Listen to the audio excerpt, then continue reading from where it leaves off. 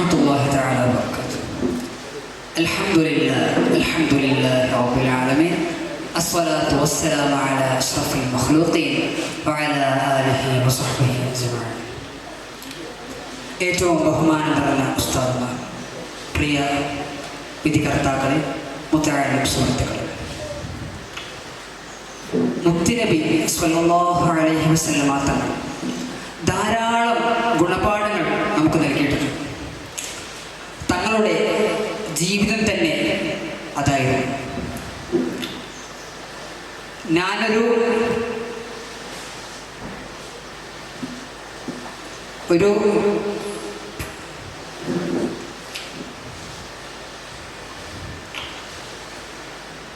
പ്രചോദകനായിട്ടാണ് ഇവിടേക്ക് അയക്കപ്പെട്ടത് എന്നാണ് റസൂലുള്ളാഹി സ്വല്ലല്ലാഹു അലൈഹി വസല്ലം തങ്ങൾ പറഞ്ഞത്. അവിടുത്തെ പറഞ്ഞ കാര്യങ്ങളിൽ നിന്നും ഒരു ഗുണപാഠമാണ് ഞാനിവിടെ സംസാരിക്കാൻ പോകുന്നത്.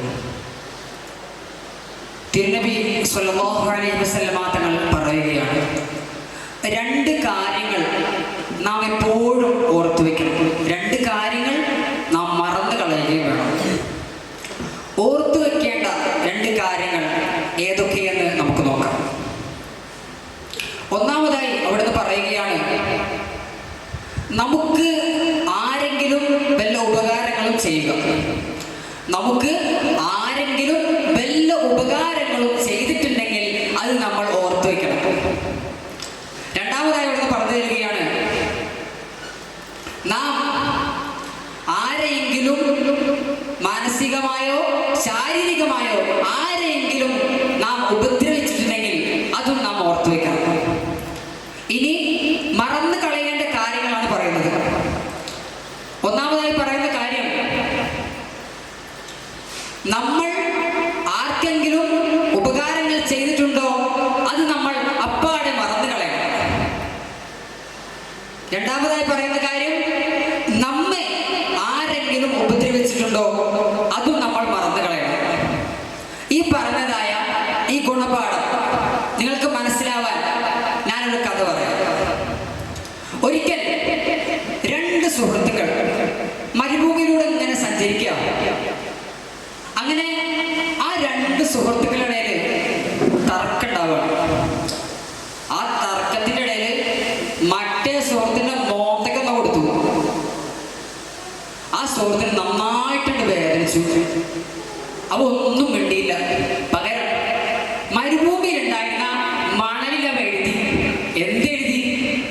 എൻ്റെ പ്രിയ സുഹൃത്ത് എൻ്റെ മുഖത്തടിച്ചു. പിന്നീട് അങ്ങനെ യാത്ര തുടർന്നു. അങ്ങനെ ദാഹിച്ചു വലന്ന് എത്തിയ ഒരു മരുപ്പച്ചയുടെ അടുക്കൽ അവർ ചെന്നു. രണ്ടുപേരും വെള്ളം കുടിക്കാൻ വേണ്ടിയിട്ട് അതിലേക്ക് ഇറങ്ങാണ്.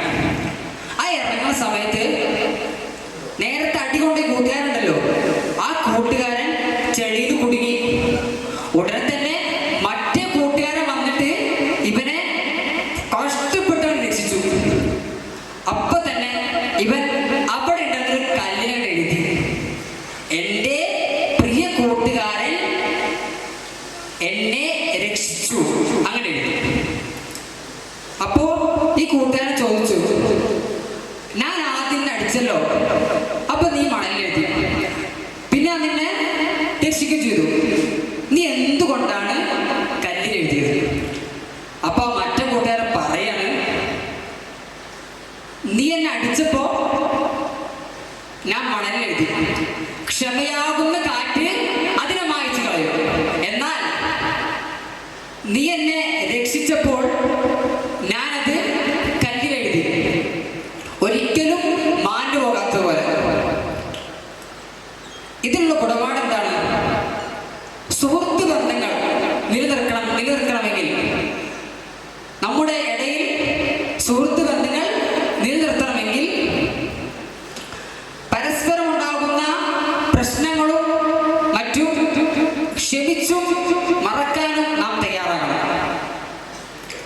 അതിലുപരി നമ്മുടെ സുഹൃത്തുക്കളുടെ ഇടയിൽ ഉണ്ടാകുന്ന നല്ല കാര്യങ്ങളെ അവരെ അഭിനന്ദിക്കുകയും അത് ഓർമ്മയിലുണ്ടാവുകയും വേണം. അല്ലാഹു ഇത് പ്രചോദനമായി കണ്ട് പ്രവർത്തിക്കാൻ തൗഫീഖ് നൽകി അനുഗ്രഹിക്കുമാറാകട്ടെ. ആമീൻ എന്ന് ദുആ ചെയ്തുകൊണ്ട് ഞാൻ നിർത്തുന്നു. അസ്സലാമു അലൈക്കും വറഹ്മത്തുള്ളാഹി.